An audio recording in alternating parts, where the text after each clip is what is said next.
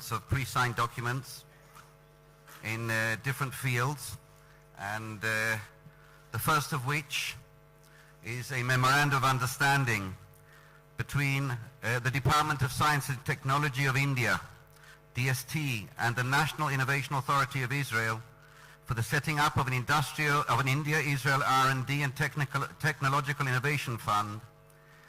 This fund will provide for $40 million for R&D projects over a period of 5 years for technological innovation.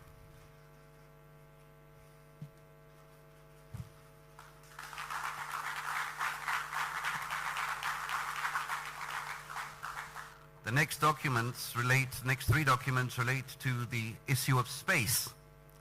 The first is a memorandum of understanding between the Indian Space Research Organization, ISRO, and the Israel Space Agency for Cooperation in electric propulsion for small satellites.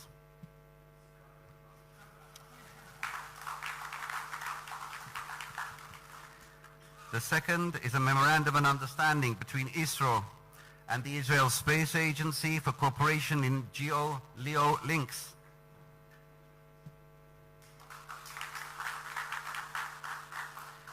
And the third is a plan of cooperation between ISRO and the Israel Space Agency for cooperation in atomic clocks.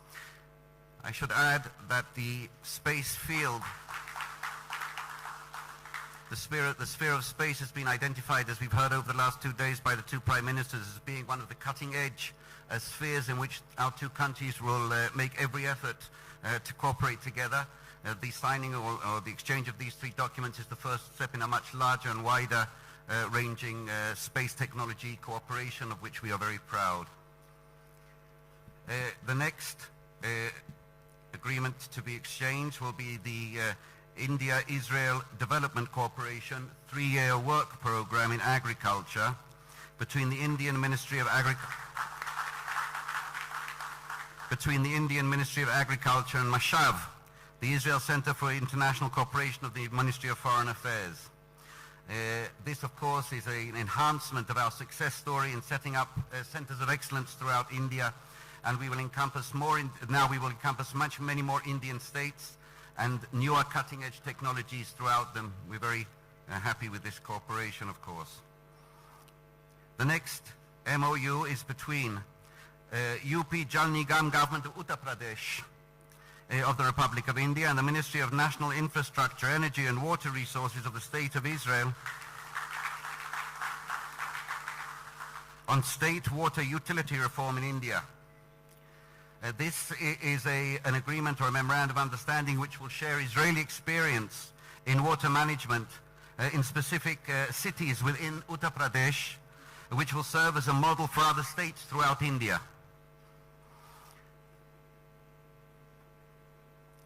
I would now ask, if possible, that the two ambassadors leave the stage, and in their place I would like to invite the two Director Generals of the Ministry of Foreign Affairs of India and the Ministry of Foreign Affairs of Israel, Foreign Secretary Subramanian Jaishankar and the Director General of the Ministry of Foreign Affairs, Yuval Rotem, for the next two documents. The first is a memorandum of understanding between the Ministry of Drinking Water and Sanitation of India and the Ministry of National Infrastructure, Energy and Water Resources of Israel on a national campaign on water conservation in India. This is a public awareness. This is a public awareness document or agreement which will share Israeli experience in water conservation as a permanent campaign throughout India, of which we've spoken so much about, the two prime ministers have spoken so much about over the past few days. And the last document, but in many respects the most overarching and comprehensive one of all, is the the joint statement, Israel-India joint statement, that focuses on the entire discussions of the two prime ministers over the days and the entire spectrum governing Israeli-Indian relations, governing Indian-Israeli relationship. I should add that this document will be distributed to the media immediately after this, And it's overarching and comprehensive in how it lays for all of us a roadmap of where we will be moving and where we should be moving in this wonderful relationship we have between Israel and India. What I would like now to ask, please, if you could leave the stage, Director Generals and Ambassadors, and to ask the two Honourable Prime Ministers if they could, we will now move to the press statements given by them on the podium. Thank you very much indeed.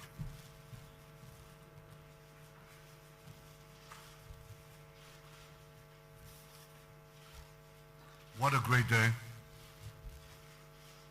The first day of a historic journey. Your visit, my friend Prime Minister Modi, to Israel. You are making history. We're making history together. This is a deeply moving moment for me, both in personal, but also in national and international terms. Personal, well, I can tell you, I told this to Prime Minister Modi yesterday, that almost 30 years ago I went on a date in Tel Aviv in an Indian restaurant and produced two fine children. The food was great. So yesterday I asked Rina Pushkarna, who was the owner of that restaurant, to prepare this dinner for this date, and it was equally good. We also had a moving, very moving Israeli singer of Indian origins. She sang a song hauntingly beautiful in Hindu, but also she sang a Hebrew song which Israelis here are familiar with. It's called Ani Va'ata Neshane et Ha'olam. You and I will change the world. I have a feeling that today India and Israel are changing our world and maybe changing parts of the world, because this is a cooperation, it's a marriage really made in heaven, but we're implementing it here on earth. We discussed in our meetings yesterday and today, just now, with several of our ministers and your delegation, we spoke about so many fields where we think we can make a big difference. A big difference in water, in agriculture, in health, in every field, in so many fields. In the fields of that affect the lives of our people, their well-being, their employment possibilities, the longevity of their lives and how they live it. So we have decided, because Prime Minister Modi and I are, I think, not only wedded to visions, but we like to have our feet connected. We try to look to the distance, but have our feet firmly planted on the ground. We have empowered our staff to bring us concrete plans in these diverse areas by the 1st of January. So this is very practical. We're going to seek to bring to fruition these various areas which can truly revolutionize our relationship, but also the lives of many, many millions of people. Both in India, it's many hundreds of millions of people, but we're talking about beyond that even. We're talking about also cooperation in third countries and actually working together to better the future of the people of Africa. India is present there. Israel is present and coming into Africa. And we think that by joining forces in various areas that I just discussed and others, we can help the people of Africa as well. So this is very, very exciting, and it tells you how we are seizing the future. We also recognize that we are being challenged. We're being challenged by the forces of terror, the forces of terror that seeks to undermine our world, our countries, the peace and stability of our common civilization. And we have agreed to cooperate in this area as well. I have to say that from this meeting, we shall be meeting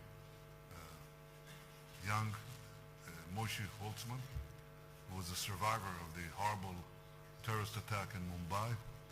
And I thank you, Prime Minister, for making this important gesture. But this is an expression of our commitment to fight the bad and work for the good. And I think this is what marks this visit. It's a partnership to seek the good, to defend the good, to achieve the good. And this is a good day. Welcome, my friend, Prime Minister Narendra Modi.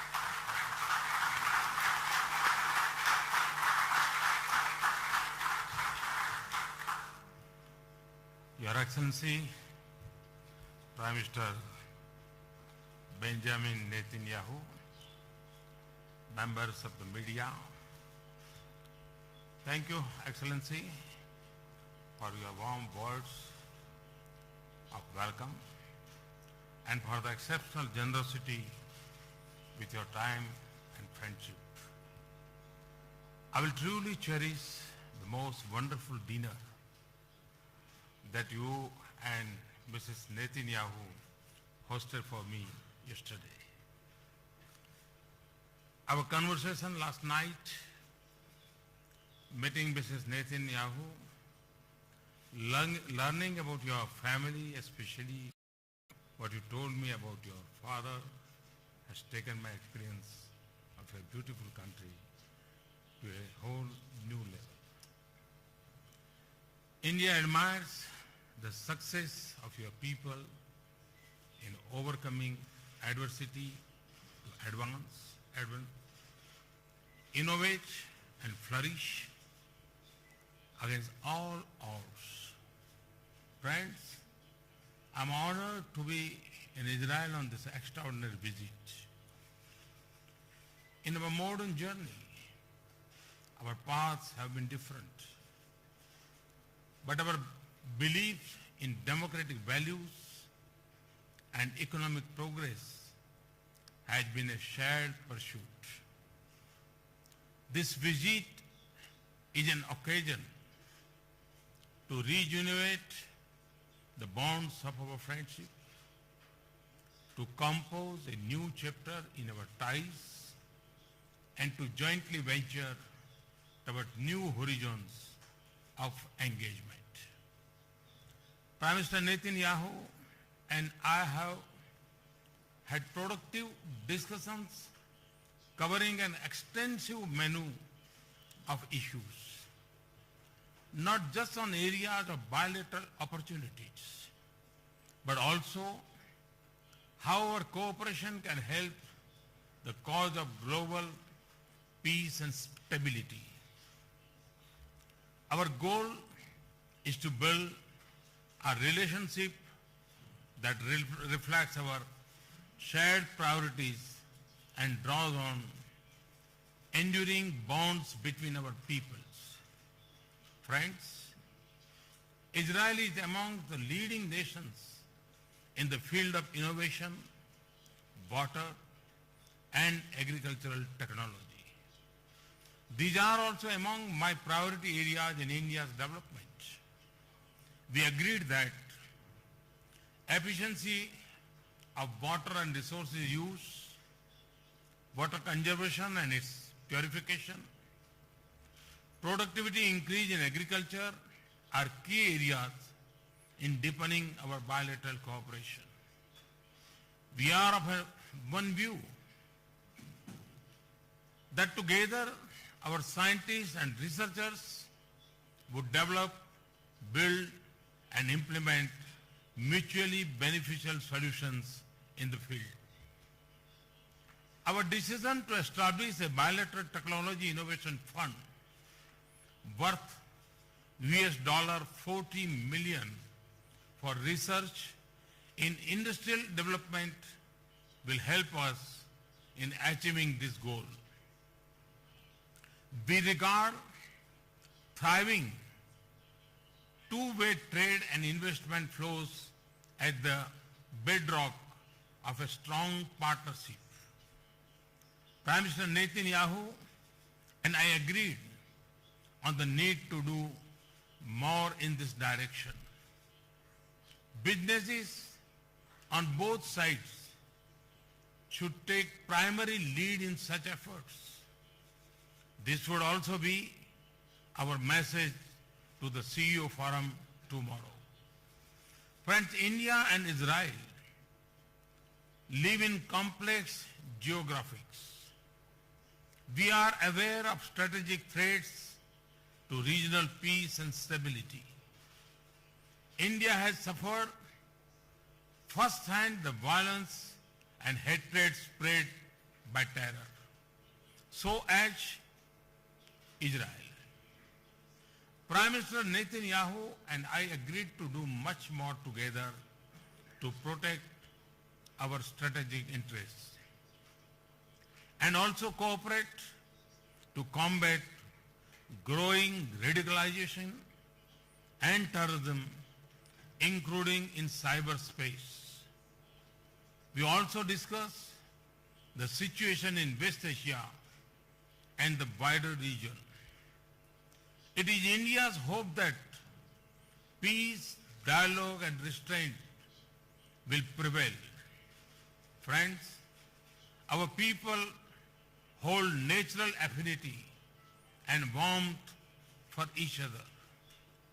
The Indian origin Jewish community reminds us of these bonds. It also serves as a bridge to a shared future. In recent years, we have been receiving a large number of Israeli tourists in India. At the same time, more and more Indian students are choosing to pursue advanced academics and research in your best universities. I am confident that the strength of these links, old and new, will hold us in good stead as we forge a partnership for the 21st century. Friends, around 150 kilometers from here, there is a slice of history in the city of Haifa in Israel. That is very dear to my country. This is the final resting place for 44 of the Indian soldiers who sacrificed their lives during World War I in liberate the city, that city. Tomorrow, I will travel to Haifa to pay homage to our brave Indian soldiers. Excellency Netanyahu, it has been a productive and memorable 24 hours in Israel. I'm sure the rest of my stay would be equally exciting. Let me also take this chance to invite you and Mrs. Netanyahu and your family to visit India.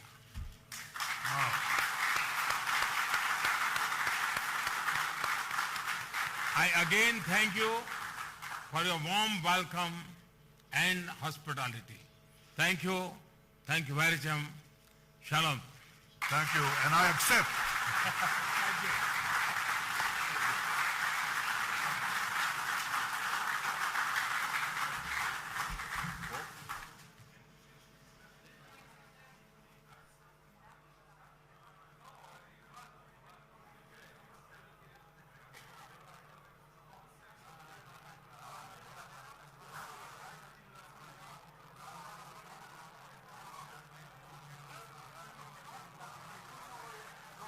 Up, yeah.